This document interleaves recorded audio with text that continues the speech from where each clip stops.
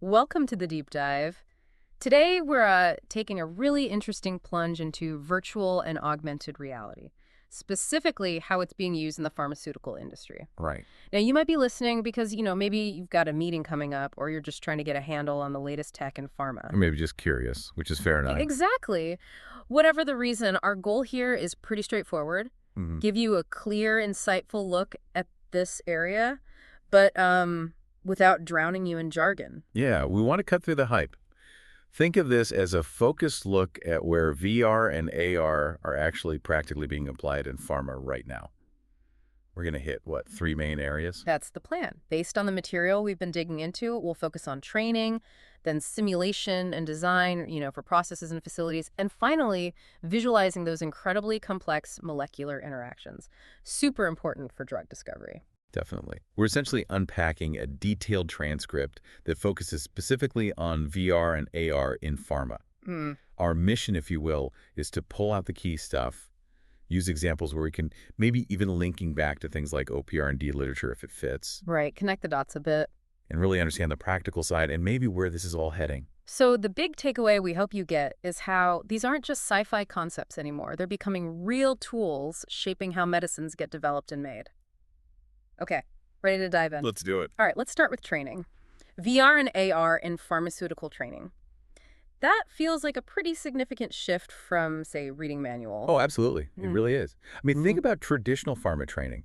For complex manufacturing or handling sensitive stuff, it's always been tricky. Resource heavy, sometimes risky. Yeah. VR and AR offer something totally different. Immersive interactive learning environments. The transcript we looked at had some really good examples. One that jumped out was simulating complex manufacturing processes, like operating specific equipment. Mm. It made me think back, we talked about that 100-liter reactor gelling issue before from that season 6 transcript. Right, the scale-up problem. Imagine training people on handling temperature controls or mixing differently in VR before they face that for real. That's a perfect example. It's exactly that kind of scenario where VR shines. You get a safe space to practice critical steps, maybe even tweak parameters virtually. Without wasting a real batch. Exactly. No real-world risk, no cost if you mess up the virtual batch. You learn from mistakes without actual consequences. That builds real understanding. And it's not just the big process stuff, is it? The transcript also mentioned VR for aseptic technique training, like in a virtual clean room. Yes, and that immediately connects to, all the GMP principles we've covered. Clean facilities, personal hygiene, the stuff from the GMP handbook. Crucial stuff. Absolutely critical. In a real clean room, one mistake, one contamination event can be disastrous. VR lets trainees practice gowning, sterile transfers, all those detailed procedures over and over. With feedback, presumably. Instantly. Yeah. Immediate feedback in the virtual world and zero risk to an actual GMP suite. So they can really hone those skills until they're second nature. That massively cuts down contamination risk later. Okay, that makes a lot of sense. Another practical one mentioned was virtual walkthroughs, facility layouts, emergency procedures. Seems like a smart way to get people prepared. It really does. Think about learning a whole plant layout virtually. Finding emergency exits, understand material flow, personnel flow, all before you even set foot in the real building. Reduces the getting lost factor on day one. And speeds up emergency response. Yeah. Reduces errors just because people actually know where things are. It's got to be more effective than just, staring at a 2D floor plan. Well, the benefits seem clear from the transcript. Engagement is a big one, right? Let's Yeah. face it, reading SOPs or watching videos isn't always thrilling. Not usually, no. VR and AR pull you in. It's immersive, interactive. That naturally helps people remember things better. You're doing it, not just reading about it. That active involvement. It makes a huge difference, creates a stronger memory. Plus, think about standardizing training. Everyone across different sites, different teams, gets the exact same high-quality virtual training experience. It's a good point. Consistency. And I guess long-term, there have to be cost savings, too. Setting up physical training rigs, potential mistakes with real expensive equipment or materials. Definitely. The upfront investment in VR might seem significant, but compared to the ongoing costs of traditional training, potential batch loss, equipment damage, it could pay off significantly over time. Okay, so training is definitely a strong area, but these tools go beyond just teaching people existing stuff, right? What about using them in, like, design and simulation? Yes, this is where it starts impacting the actual development and manufacturing setup. Hmm. Not just training on the process, but designing the process itself. How so? The transcript mentioned visualizing 3D plant models before they're even built. Exactly. Imagine engineers and scientists doing a virtual walkthrough of a plant design. Like the holodeck, but for pharma plants. Sort of, but practical. They can spot potential bottlenecks in workflow, identify safety hazards, see if the layout is actually efficient, all before a single brick is laid. That sounds incredibly useful. Thinking about those scale-up problems again, maybe a virtual walkthrough of the bigger facility design could have caught some issues earlier. It absolutely could have, spotting potential clashes, space constraints, inefficient movement paths. Doing that virtually saves enormous amounts of time and money compared to fixing it after construction. Makes perfect sense. What about augmented reality in existing places, not just virtual designs? AR plays a big role there too. It's about overlaying digital info onto the real world.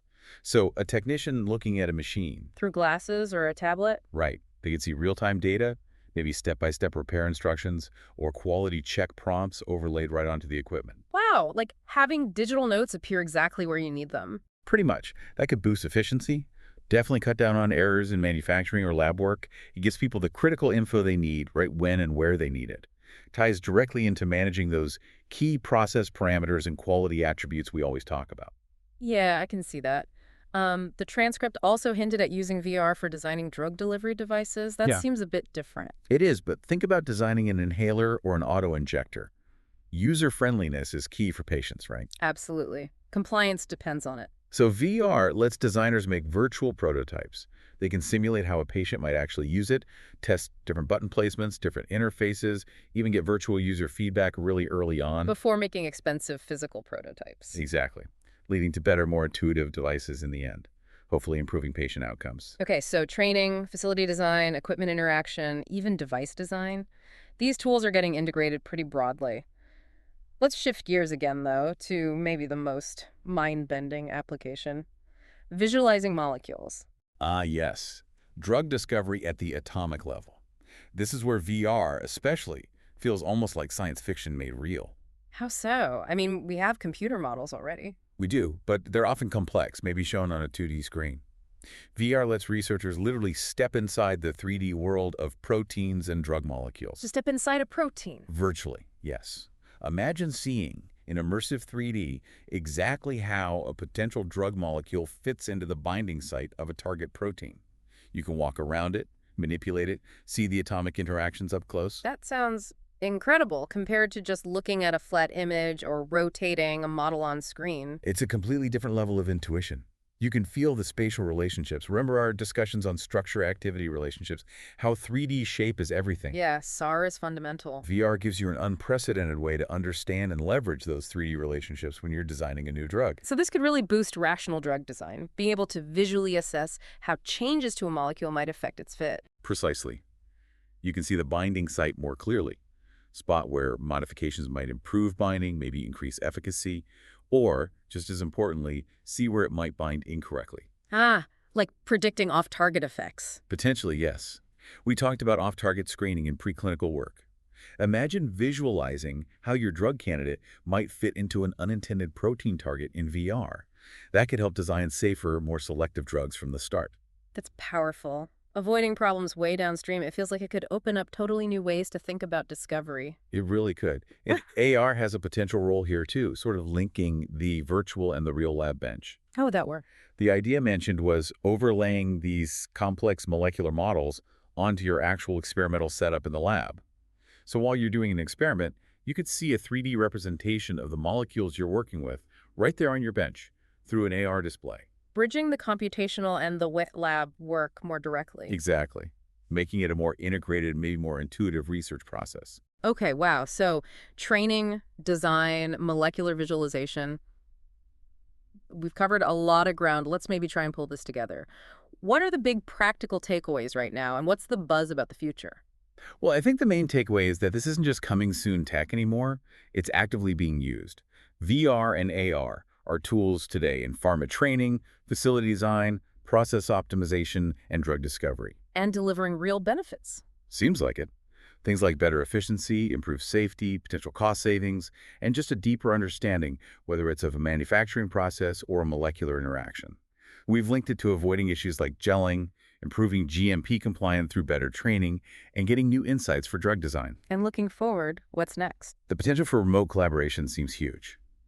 The transcript touched on this, experts in different countries working together in a shared virtual space. Like reviewing a plant design together virtually, or analyzing a molecule. Exactly. Yeah. That could seriously speed things up, break down geographical barriers. Imagine combining that with AI, using VRR as the interface to understand complex AI-driven simulations or data analysis in drug development. That sounds like a powerful combination, a visual, interactive way to grasp what the AI is finding. Definitely. And then there's communication and education more broadly. How so? Think about explaining a complex drug mechanism, using VR or AR to show a doctor or even a patient how a drug actually works in the body visually. Wow, showing a patient their medication working virtually, that could be huge for understanding and maybe adherence. Enormous potential there. Better communication, better understanding all around. It really is fascinating how these immersive techs are moving into such a critical, regulated field. Hmm. Okay, so wrapping up this deep dive, it's clear VR and AR aren't just, novelties. They seem to be genuinely changing how things are done. Training, design, discovery. They really are becoming integral tools. And it makes you think, doesn't it, as these technologies get even better, more immersive. It raises a really interesting question. Go on. Well, with VR and AR becoming so powerful at visualizing complex data, simulating reality so closely, how might that change our basic understanding of biology itself? Could it lead to entirely new ways of thinking about drug discovery, approaches we haven't even dreamed of yet? That's a deep one to end on. What new insights might emerge when we can truly see biology in these new ways? A lot to think about.